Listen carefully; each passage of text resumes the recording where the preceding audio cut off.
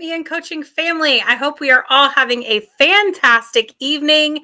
I am still adjusting to the time change. I don't know about y'all. The getting darker earlier tends to drain my energy a little bit this time of year. And I was talking to my mom yesterday and I said, man, I always forget what daylight savings time does, and then it's like you look up and it's 7 o'clock and you're like, oh, I'm ready for bed. Oh wait, no, I'm not. So anyway, I hope everyone is adjusting well, and it is nice that it's a little lighter in the mornings early. But anyway, so tonight I want to talk about stepping back to step up. And this concept has really come up so much just in the last 2 days.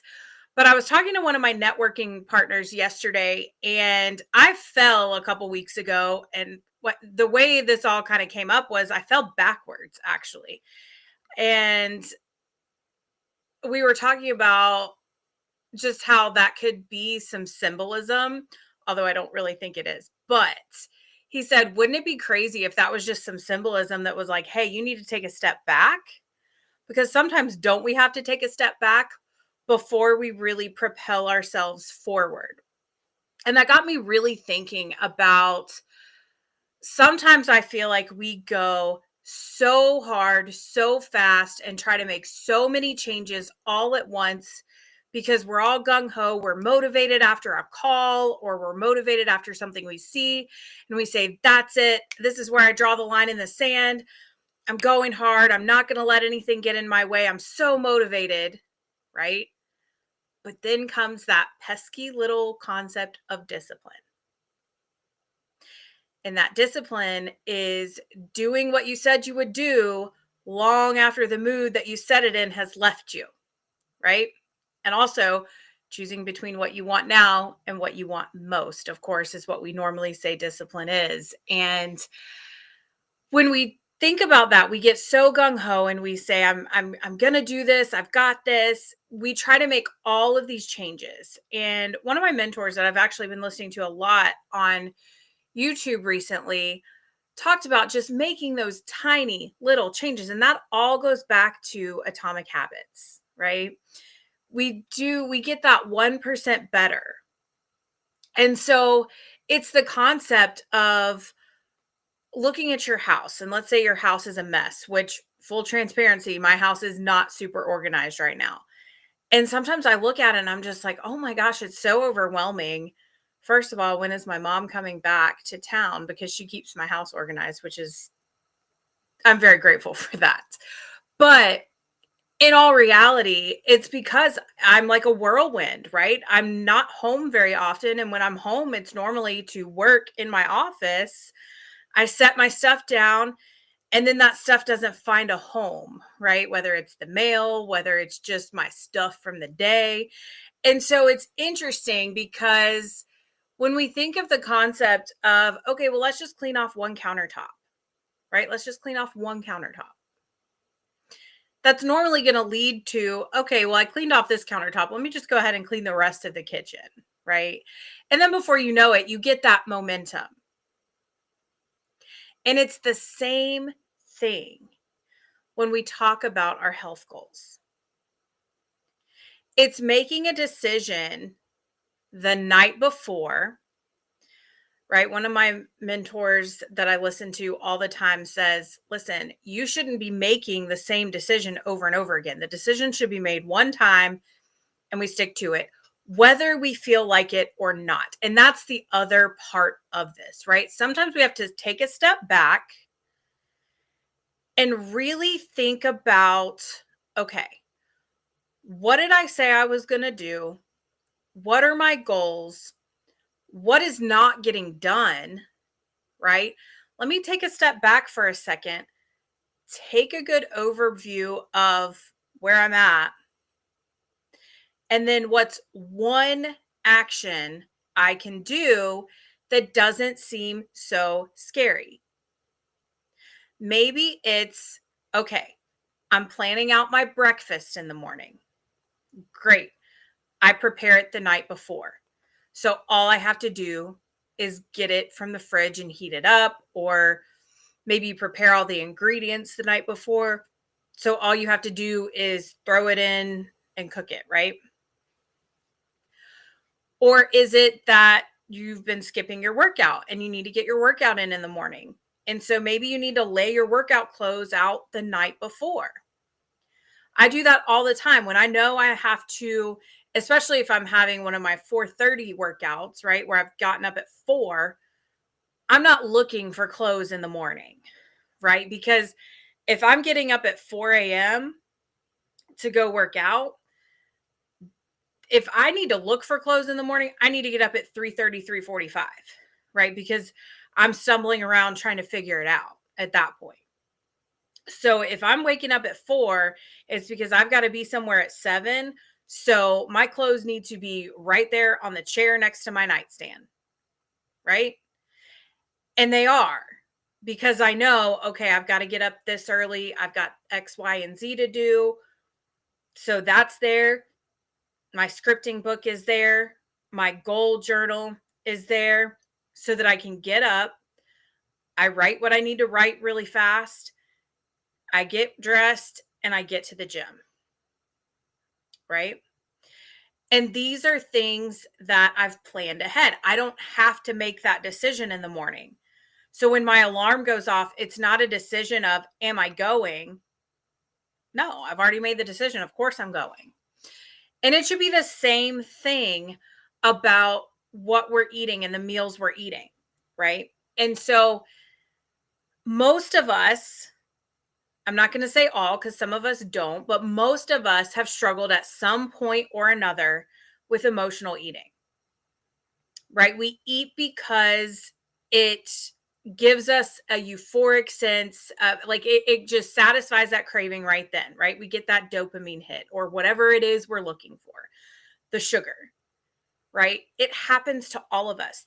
Otherwise, it wouldn't be a thing, right? If the food didn't taste good, the food didn't fill a void, we wouldn't do it, right? And that's why you have to separate your choices from your feelings. And I know that's much easier said than done, but that's what separates successful people from unsuccessful people. They've made a decision that no matter how they're feeling, they're not going to let their emotions rule their decisions. Because the problem is when we let our emotions rule our decisions, we get stuck in the, oh, well, that's okay. I'll just do it. I'll do better next meal. Or I'll do better tomorrow. Or I'll do better on Monday, which tomorrow and Monday happen to be the same thing right now. But when we take the emotion out of it, and I can remember that's exactly the headspace I was in when I lost 1 pound 113 times. There was no emotion tied to the eating, right? And whatever you have to do to get to that point, that's what's going to separate you from reaching your goals versus not reaching your goals, right? And that's not to say you're never going to have a day where it's like, I just really need a piece of cake, right? It happens to the best of us. But what we have to do more often than not, we have to tip the scale so that the emotional eating isn't what's running your life. And it becomes the disciplined decisions that are really making the difference. So, how do we do that? Right? The first thing is you got to take a step back. You got to take a step back and you have to look at, when am I allowing my emotions to run my decisions? When am I allowing my emotions to make my decisions for me? And if it's more than 50% of the time, then guess what? You are not moving toward your goals.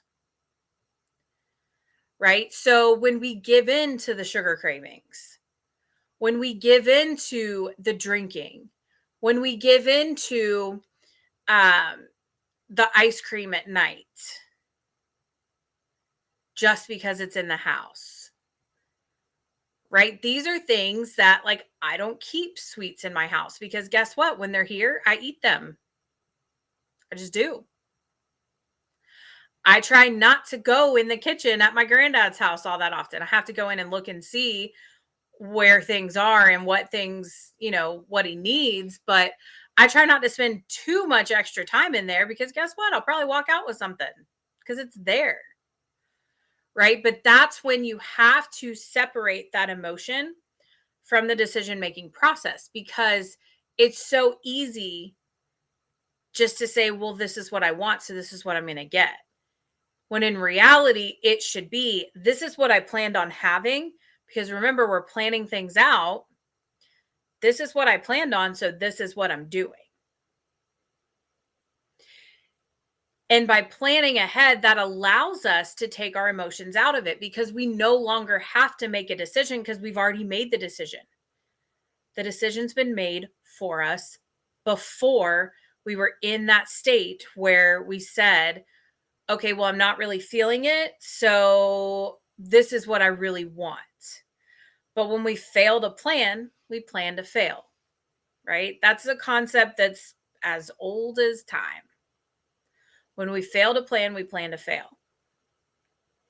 So when you're taking that step back and really looking at what's going right, because at the end of the day, there is something going right in your life, right? We always have something to be grateful for.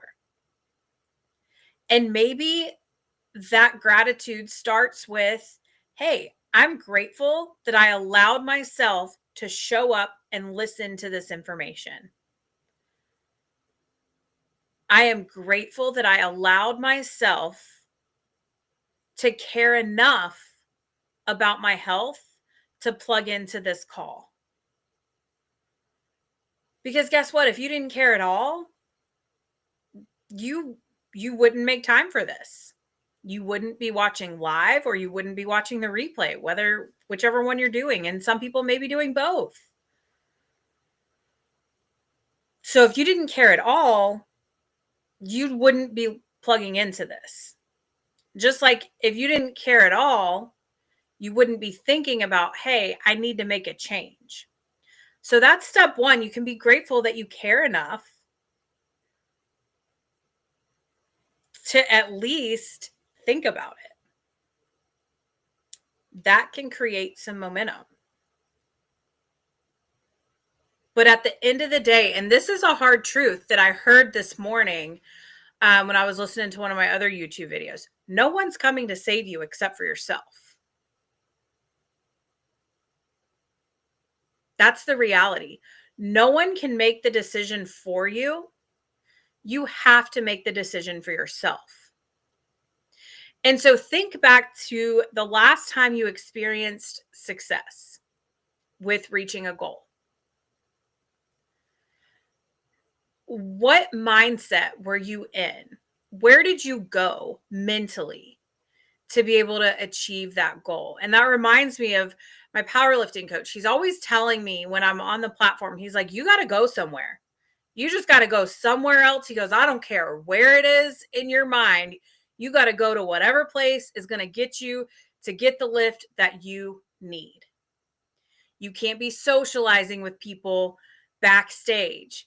You can't be socializing with your friends before the competition. And during the competition, you got to be so focused on what your goal is.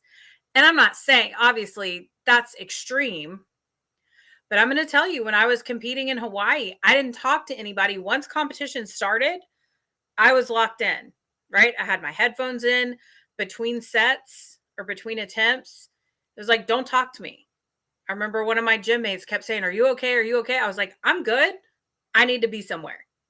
Like, I don't have time to talk to you right now, right? Respectfully, but I don't have time because I got to go somewhere. I got goals, right? And so that's where you have to get.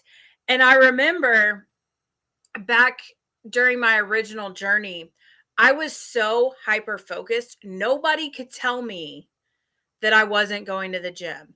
Nobody could tell me, oh, hey, we're going to order pizza instead. Great. No problem. I've got my food. I'm good. Right? Nobody could tell me, oh, skip your workout and come to this concert with us. As a matter of fact, I remember distinctly somebody telling me that. I had some friends that had recently moved to Orlando. So they were pretty close to me. They were high school friends. And they were going to a concert in Tampa. And I was like, I'm sorry. I said, I'm so close to my goal right now. That's not in the cards. I can't go. Right? Does that mean I've never been to a concert since? Absolutely not. Right? But at that moment in time, I was so laser focused. I knew I had to skip that concert because I had a goal to reach and a deadline to reach it. Right? So when you're thinking about that, right? No one's coming to save you. No one's going to tell you what you should or shouldn't do, and they might try to tell you, right? But at the end of the day, you have to make the decisions for yourself. You have to take that step back and understand I'm responsible for my actions. I'm responsible for the decisions I make. And if I make these decisions for the next 5 years, am I going to be where I want to be? And on the flip side, look back and say, hey, if I had made different decisions for the last 5 years, would I still be in the same position or would I be closer to my goals? And it doesn't matter. We don't dwell on it, right? It is what it is. It's just that personal accountability, right? And we own it and we say, listen, I'm in control of my destiny. And that's the beautiful thing. Because what that means is nobody else gets to decide whether you're successful or not. It is completely up to you, but that can be very scary if you don't trust yourself. And so you have to ask yourself, and this was a question, first thing this morning, the first question on this video was, do you trust yourself? And if you don't trust yourself, figure out why. Why don't you trust yourself? Right? What are you afraid of? What are you afraid is going to happen if you reach this goal?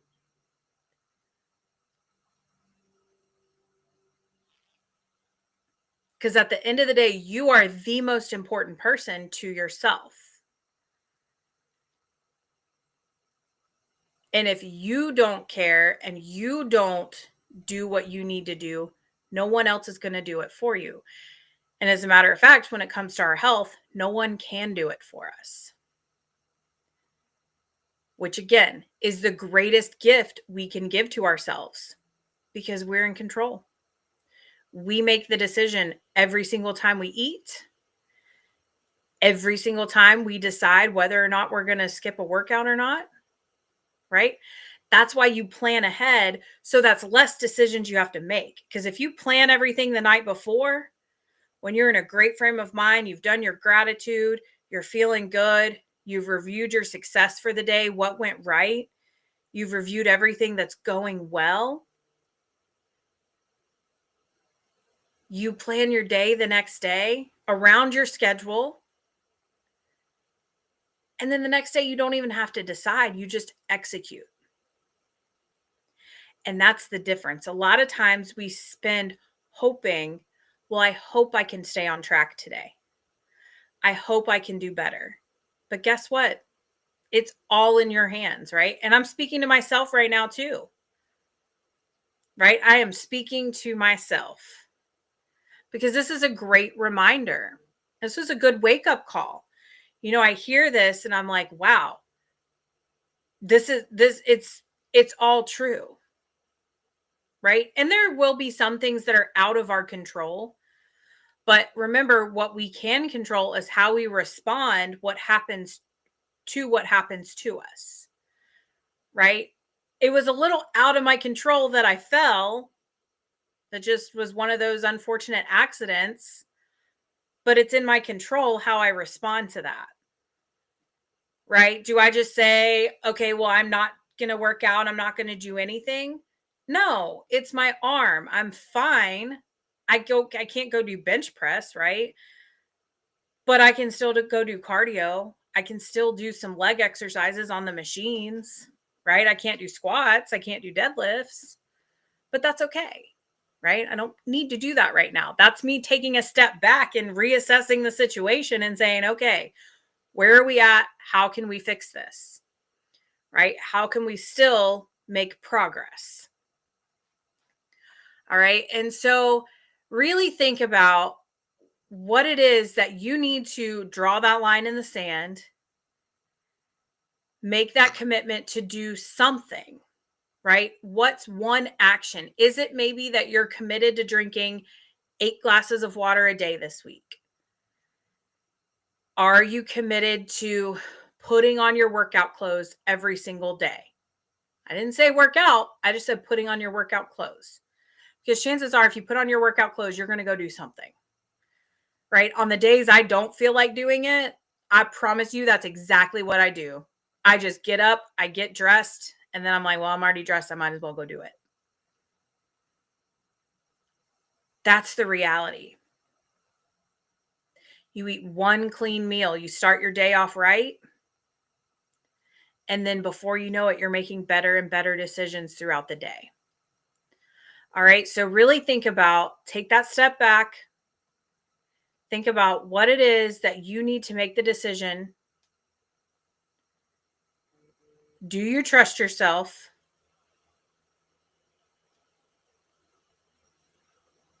And if not, you've got to figure out how to start trusting yourself, right?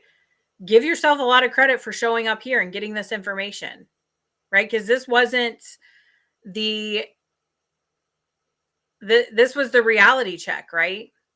This was the no one's coming to save you, right? You've got to save yourself. And so, what are you going to do? What are you going to commit to this week to start moving yourself in the right direction? And it's those daily disciplines compounded over time that lead to success, right? And it's just those daily little disciplines that applied consistently over time lead to massive, massive success. They lead to that losing 1 pound 113 times. All right. So think on that, post in the comments, send me a text message with what it is you are committing to this week, committing to yourself to do this week. And I will see you back here next Sunday, 7 p.m. And in the meantime, I hope you have a fantastic week. And I am wishing you all the most success that I know you are capable of. And I will see you back here next Sunday.